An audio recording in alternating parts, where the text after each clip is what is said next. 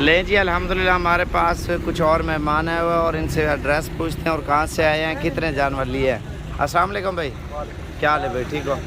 आपका नाम क्या है? मेरा नाम सजावल और मैं गुजरावाला से हूँ। भैया आपका नाम? मेरा नाम अमरोज है, मैं गुजरावाला से हूँ। गुजरावाला कौन सी घास से? हम चंदा किला से हैं। कितने जानवर लिए हैं? हमने 5 जानवर लिए। तो इधर आके कैसा फील किया आपने? बहुत अच्छा किया। आपके पसंद के जानवर मिले ना? कौन सी मंडी की है आज? आज नाड़ी की मंडी की है। नाड़ी मंडी की है माशाल्लाह। अस्सलाम वालेकुम भाई, क्या हाल है, ठीक हो? आपका नाम क्या है? तो आमिर पे कहाँ से हैं आप? गुजरात से। गुजरात कौन सी घास है? कितने जानवर लिया? नाड़ी मंडी से लिया ना? इधर आके कैसा फील किया?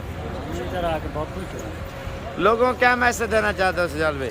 हम यही मैसेज देना चाहते हैं कि ये लोगों की बातों पे आप ना लगें और सीधा डायरेक्ट फार्म पे आएँ और यहाँ से परचेज करें, ठीक है? सही है। और लोग तो यही कहते हैं कि वहाँ पे जाएंगे आपके साथ ये हो जाएगा वो हो जाएगा, और ऐसी चीज़ कोई भी नहीं। मेरे साथ